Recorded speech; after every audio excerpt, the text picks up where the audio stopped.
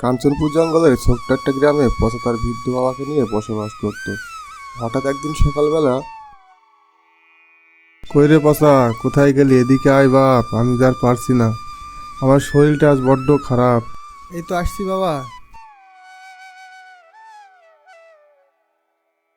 আমার শরীরটা বেশি ভালো না রে বাবা, বাজার থেকে আমার জন্য একটু ওষুধ নিয়ে আয়।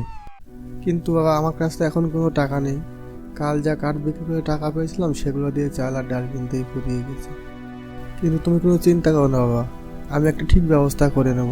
আচ্ছা ঠিক আছে, দেখ কিছু করতে পারিস কিনা, একটু তাড়াতাড়ি করিস। কথা বলে পচা কুড়াল দিয়ে জঙ্গলের পথে রওনা দিল। পচা জঙ্গলে শুধুমাত্র শুকনা গাছগুলোই কাটতো, যাতে জঙ্গলের কোনো ক্ষতি না হয়।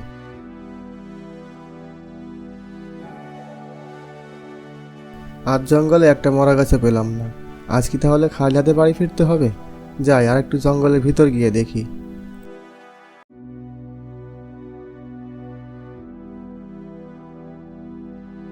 ওই তো একটা আধমরা গাছ দেখতে পাচ্ছি, কপালটা খুললো তাহলে।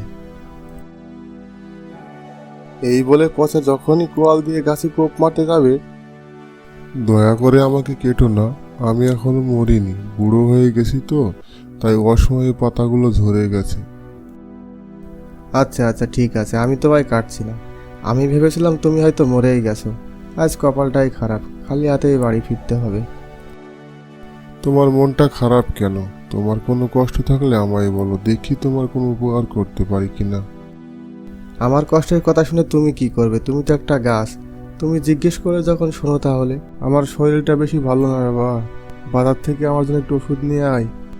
কিন্তু বাবা আমার কাছে তো এখন কোনো টাকা নেই। কাল যা কাঠ বিক্রি করে টাকা পেয়েছিলাম সেগুলো দিয়ে চাল আর ডাল কিনতেই ফুরিয়ে গেছে। কিন্তু তুমি কোনো চিন্তা করো না বাবা, আমি একটা ঠিক ব্যবস্থা করে নেব। তুমি কোনো চিন্তা করো না, আমি দেখেছি তুমি এই জঙ্গলে অনেক দিন ধরে কাঠ কাটতে আসো, কিন্তু তুমি এই জঙ্গলের কোনো ক্ষতি করো না, বরং শুকনো গাছগুলো কেটে নিয়ে যাও এবং জঙ্গল পরিষ্কার রাখো। তাই আমি তোমাকে নিশ্চয়ই সাহায্য করব। আমার পিছনে ঝোপের ভিতর থেকে একটা বাক্স নিয়ে আসো, ওর ভিতরে যা পাবে তাই দিয়ে তুমি বাকিটা জীবন সুখে শান্তিতে কাটাতে পারবে।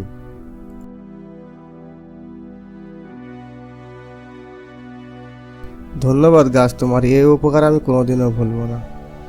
পচা এবার গাছের দেহ উপহার নিয়ে বাড়ির দিকে রওনা দিল এবং সে বাকিটা জীবন সুখে শান্তিতে কাটাতে লাগলো।